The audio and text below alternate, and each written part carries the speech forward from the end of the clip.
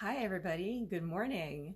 It's hard to believe, but this is already week 4 of my book reading and review marathon. And today I'm going to be reading from chapter 7, one of my favorites. It's about making music with spirit. So, if you haven't been following these videos, this series, just really briefly, I'm coming here to read from my new book, Make Great Music with Ease, The Secret to Smarter Practice, Confident Performance, and Living a Happier Life. So I'm just going to be reading a little bit, and then I'm going to encourage you to hop over to Amazon and just leave a short review of what you heard or the book if you have it. If you would like a free PDF copy of the book, I'm happy to send it to you. Just ask me. Within December, I'm sending out the entire book for free. So just ask, send me an email or a message and give me your email address and I'll send you the book. Then you can read part of it or the whole thing, whatever you want. Or you can even write a short review based on the 2-page summary that I will send you. So that's what we're doing this month. I'm hoping that you're enjoying the holidays, by the way. I'm a little sleepy this morning, but I've been traveling and spending time with family. It's been really fun. But it's really, I'm enjoying life, and I hope you are too. And this chapter is near and dear to my heart. I mean, everything in the book is, obviously. But this chapter about making music with spirit is, I think, really special. So I'm going to read for a few minutes, and then, as always, going to, again, encourage you to leave a review. That's so important to get lots of reviews, and they're coming in, but I need a lot more. So I'm counting on you to help me out with this. Okay, hello everybody. By the way, you can drop comments in the comments below the video, and I will be happy to react and answer any questions you might have about anything related to the book. Last but not least, and I hope I remember to say it later also, but I'm having a book launch party January 7th, which is the day I'm actually launching the book in all formats except audio. So I would love to have you come. If you're in my Facebook group, if you're watching here now, hop over to the events and register and come. I'm giving away like more than $3,000 worth of prizes. So I hope you can come and celebrate with me. This book has taken me years, and I've been working on it a lot. Blood, sweat, and tears. So it's time to celebrate, and I would like you to come celebrate with me. So look for that invitation, and January 7th is the day, 1:30 Eastern. So come join me for that. Okay, so now chapter 7, Making Music with Spirit. Do you let your music flow with inspiration? Quote from William Shakespeare: "There are more things in heaven and earth, Horatio, than are dreamt of in your philosophy." When somebody who plays a musical instrument tells me, I don't think of myself as a musician, or a professional musician tells me, I don't feel like a real musician, to me that indicates a fundamental misunderstanding of what being a musician actually is. Inevitably, it turns out, such people don't feel worthy of expressing the music inside of them, which I believe is everyone's human birthright. To me, a musician is simply somebody who makes music. Since music is natural to the human experience, everyone is born a musician. Babies gurgle and coo. Isn't this music to a parent's ears? Toddlers hum and play with rhythm. Children sing when they play. We use rhythm and/or pitch to express our emotions, and we call it music. Expressing our emotional energy through movement and sound vibrations is a universal and entirely natural human experience. I believe that all human beings have an enormous variety of emotional energy vibrating inside them, and those vibrations can be expressed outwardly by the body to create sound, with a greater or lesser degree of intentional organization. Everyone has this natural ability, unless something, including injury or disease, blocks that freedom of expression. Sadly, all too often an external event causes a person to react in a way that stifles their emotions and silences their music. Sometimes the event is obviously traumatic, but often, can't turn the page, sorry. Okay, this is weird. Oh, here we go. Let me start that sentence over again, sorry. Sadly, all too often an external event causes a person to react in a way that stifles their emotions and silences their music. Sometimes the event is obviously traumatic, but often the trauma is subtle, its effects revealing themselves gradually over a long period of time. Every time a person's inner song is stifled is a trauma to the soul. Just one thoughtless comment, "Oh, you shouldn't sing, you have a terrible voice," or "You're wasting my time with that noise," can be enough for a person's inner voice, her soul, to be silenced and her musical light to be dimmed for years. Even professionals who make music at a very high level can suffer from early traumatic experiences that made them question their self-worth and ability to produce art that is worth listening to. Here's Chloe's story. And I'm going to just take a moment here to express my tremendous gratitude to all the students who allowed me to share their stories in this book. I am just overcome by what these students have experienced in their lives and how they've been willing to share what they've gone through to help inspire other people. And some of the names have been changed and some of them haven't.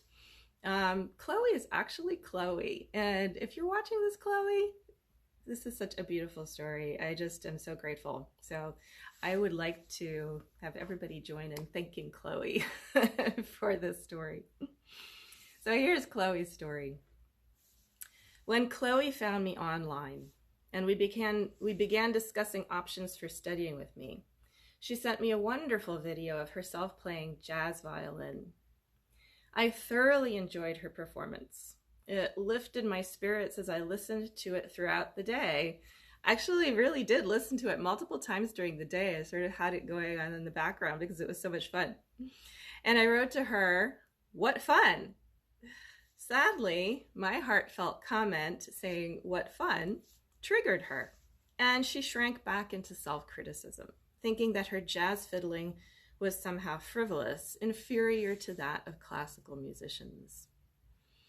This was easy to understand when, after we were working together later, she shared with me how her classical violin teacher, when she was a young teenager, was not a kind or patient man, but highly critical. He rarely had an encouraging word as she struggled to please him and live up to his unrealistic standards. She worked hard, but her teacher discouraged her bluntly, telling her she had almost zero chance to become a professional musician. Knowing her history, I marveled at Chloe's determination to pursue music as a career. When I asked her what had motivated her to keep playing in the face of such strong external and internal criticism, she admitted that she had never really experienced joy while playing the violin, but she did have a powerful experience as a child that she will never forget.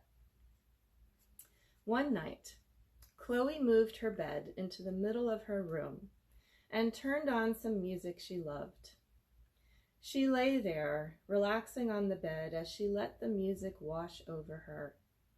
She became filled by the beauty of this music and felt as if she were being transported, as if she were rising above her own physical body.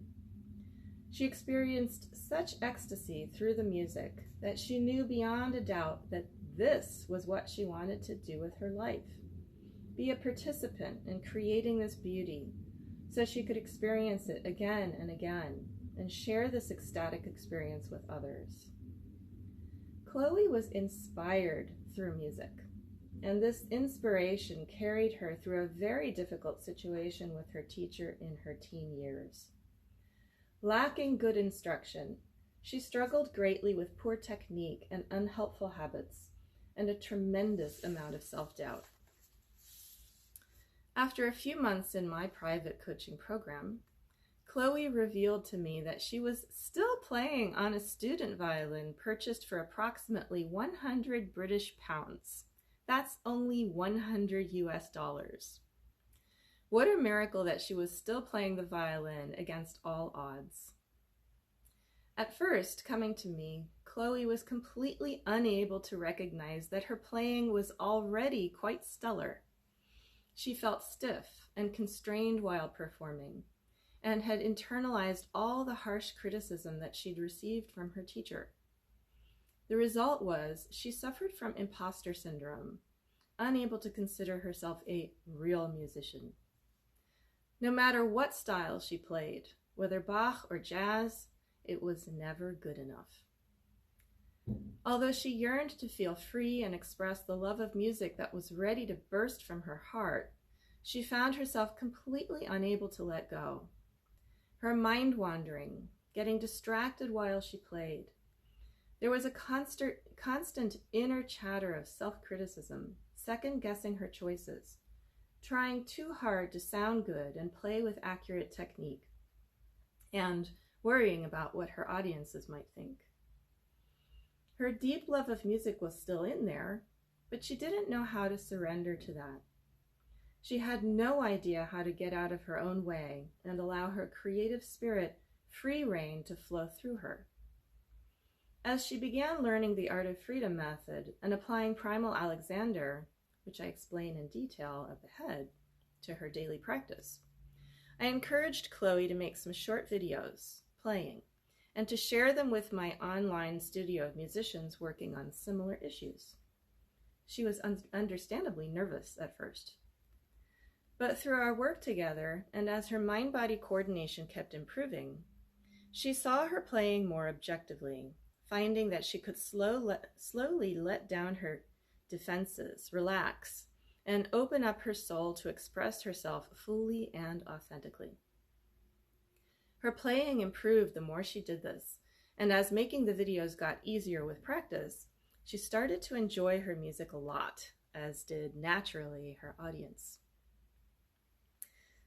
And here's what Chloe has to say in her own words. Quote, "Building a career in music is tough when you're constantly second-guessing how your music is being perceived and overanalyzing the reactions you get from audiences, whilst also spending all your time in the practice room beating yourself up about not sounding good enough. I should know that was my reality before working with Jennifer. And choosing to dive right into a 6-month coaching program was the best thing I could have done when at a professional crossroads due to these psychological challenges 2 years ago." It was longer at this point. Longer ago. She continues, "I was just about ready to give up. The violin was only making me suffer, and my obsessive thoughts about not being good enough were eating me up. But Jennifer's teachings gently brought me around to my own power and freedom in this moment, and the next, to direct my physical, emotional, and musical bodies in a whole new way, free from niggling worries and the weight of the past. I'm free to be able to live the music I play, and free to get real satisfaction from sharing it wholeheartedly with others. Jennifer's work is truly transformative. I'm so glad I chose to work with her." That's from Chloe, who is a classical and jazz violinist.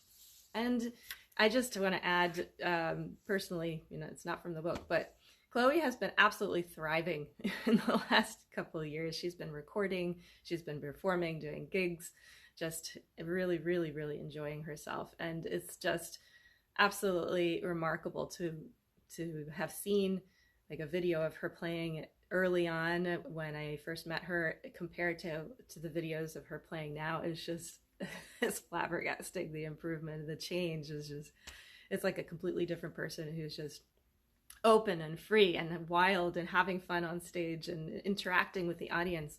She was really bashful about connecting with the audience in the beginning. She couldn't really look at them and was much more kind of closed like this. There wasn't really a communication between her and the audience, even though she wanted that.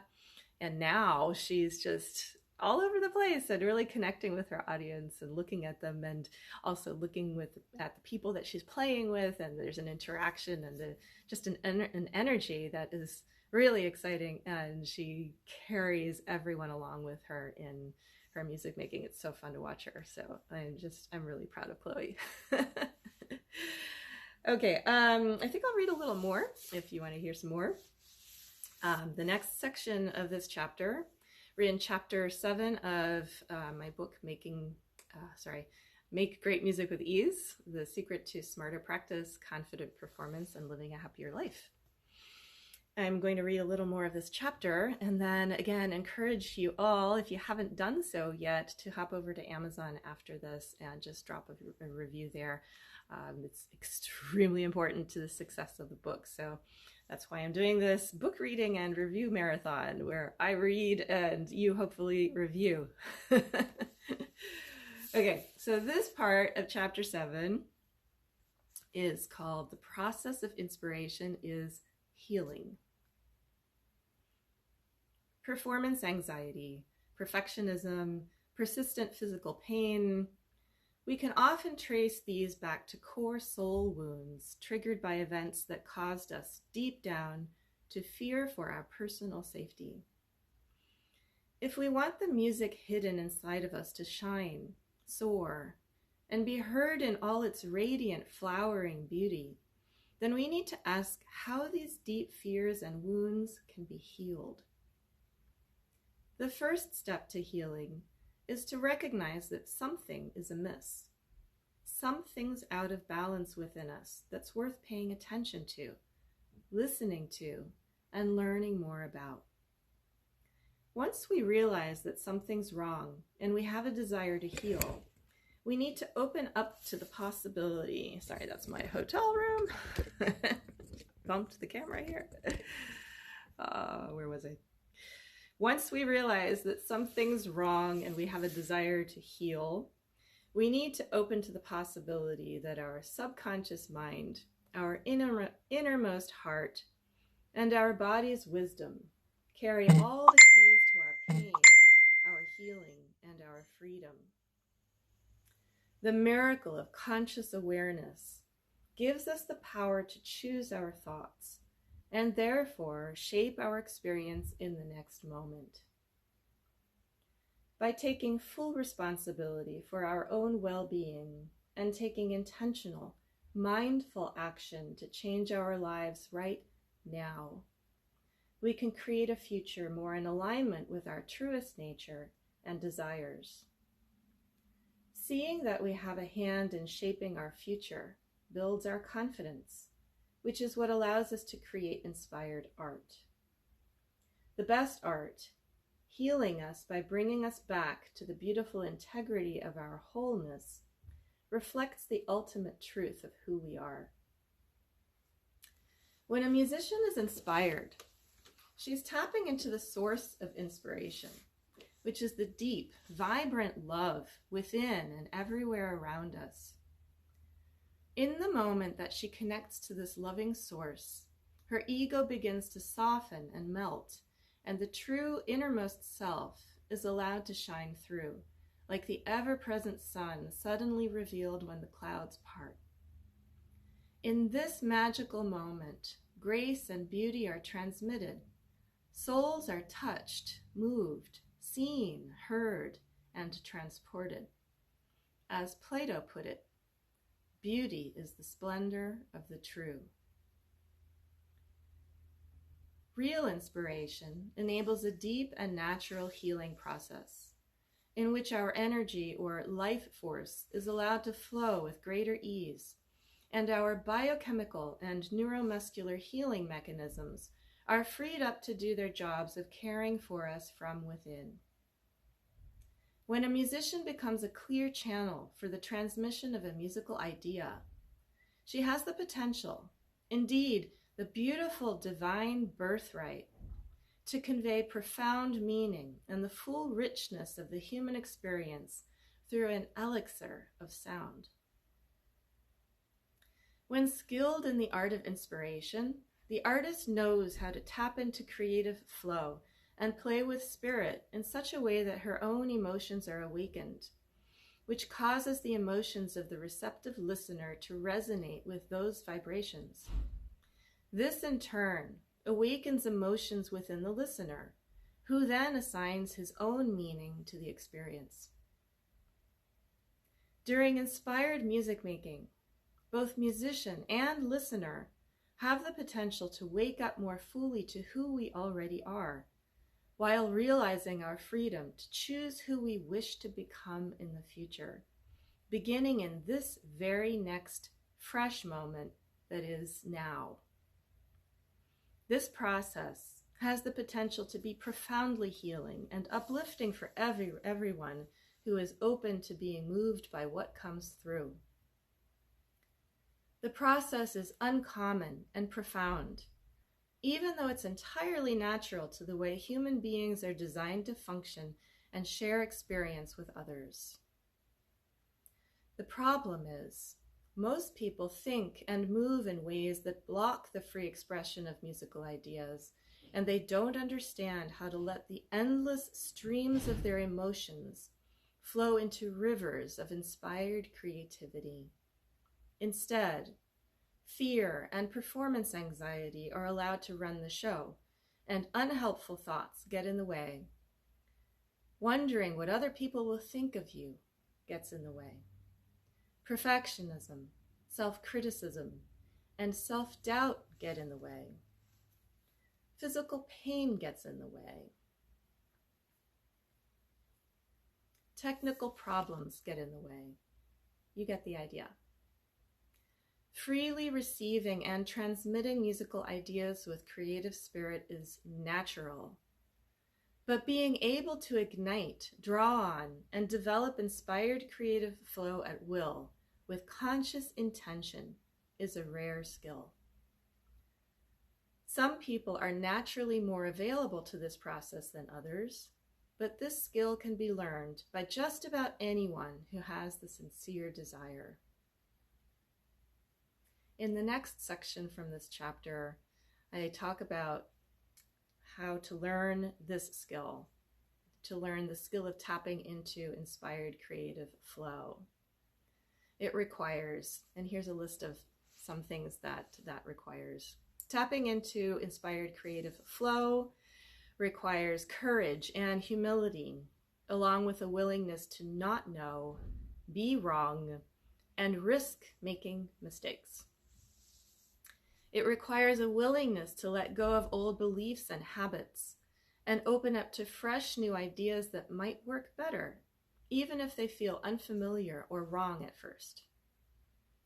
It requires a willingness to learn by observing yourself and others as objectively as possible, and enough healthy curiosity to experiment with new ideas.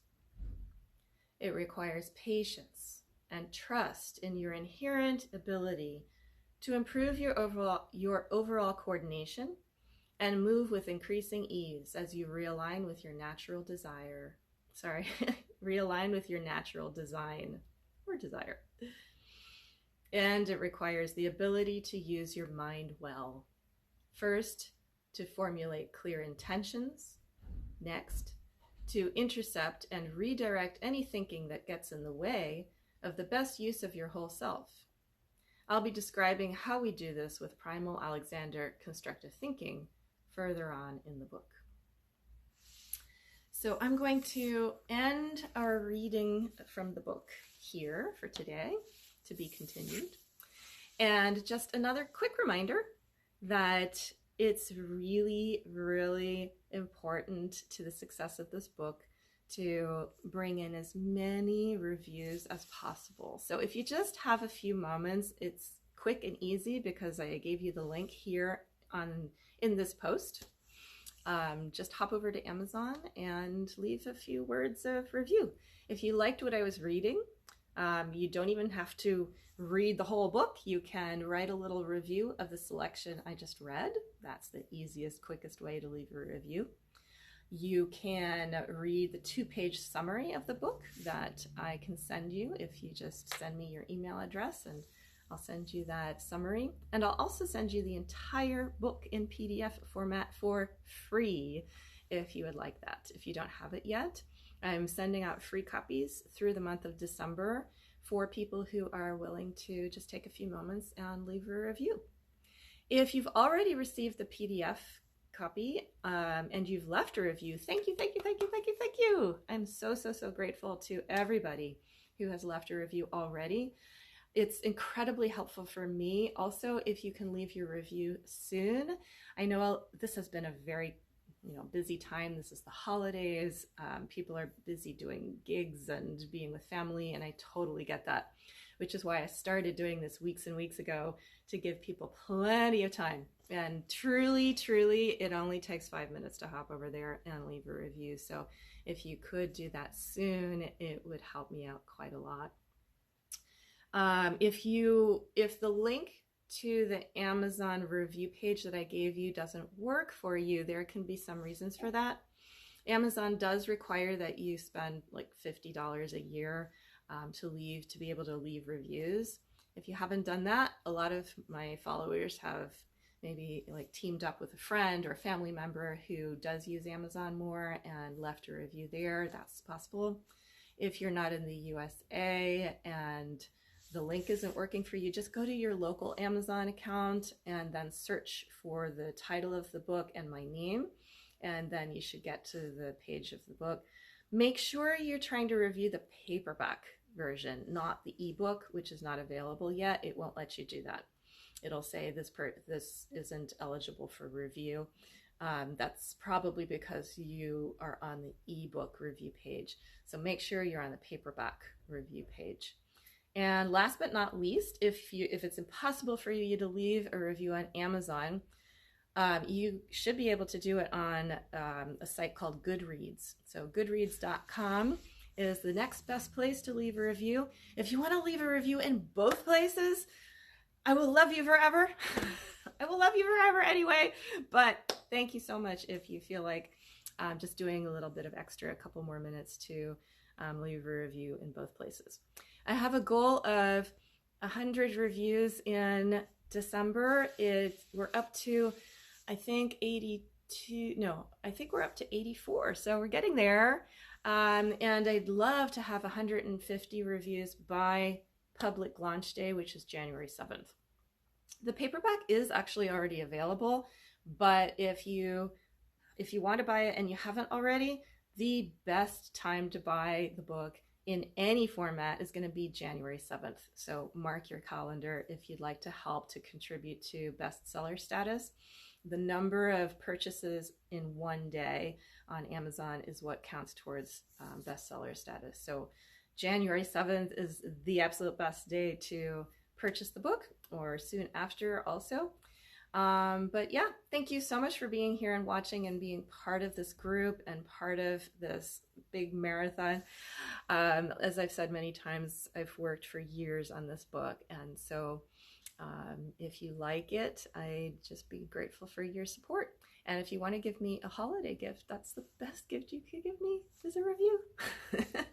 All right, thanks for being here again, and enjoy the rest of your day. Enjoy the rest of the holidays, and I'll be back in 2 or 3 days or so to read a little more. Lots of love. Bye-bye.